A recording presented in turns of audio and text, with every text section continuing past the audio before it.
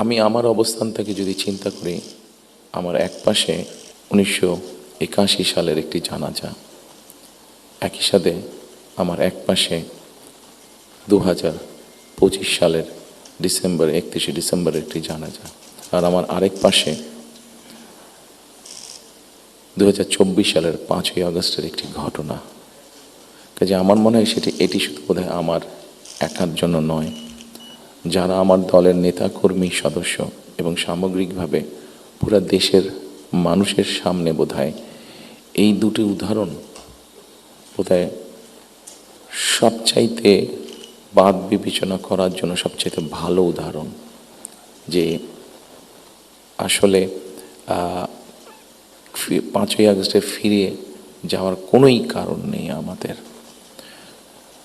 প্রিয় উপস্থিতিবৃন্দ, হিংসা, প্রতিশোধ, প্রতিহিংসা একটি মানুষ, একটি দল বা যেভাবে আমরা বিবেচনা করি তার পরিণতি কী হতে পারে আমরা দেখেছি 5ই আগস্ট।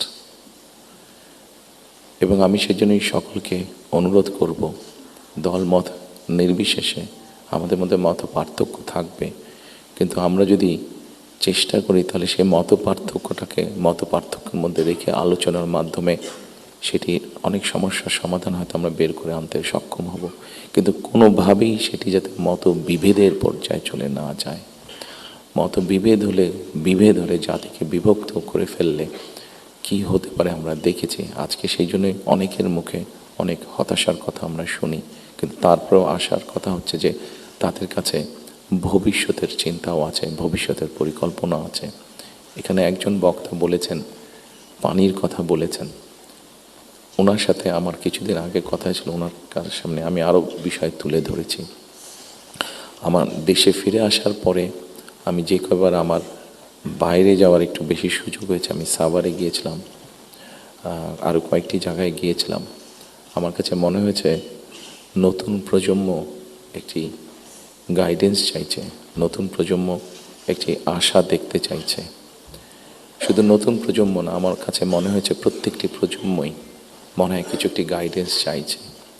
আমরা যারা রাজনীতিবিদ করি আমাদের কাছে হয়তো অনেক প্রত্যাশা, সকল প্রত্যাশা হয়তো বা পূরণ করা সম্ভব নয়, কিন্তু আমরা রাজনীতিবিদরা যদি 1971 সাল, 1990 সাল, 2004-এর 24 সালের 5ই আগস্ট এই সবগুলোকে আমাদের সামনে রেখে আমরা যদি দেশের স্বাধীনতা, দেশের সার্বভৌমত্বের জন্য কাজ করি, তাহলে নিশ্চয়ই আমার কাছে মনে হয় একজন রাজনৈতিক কর্মী হিসাবে আমি দৃঢ়ভাবে বিশ্বাস করি আমরা জাতিকে একটি সঠিক ডাইরেকশনে নিয়ে যেতে সক্ষম হব।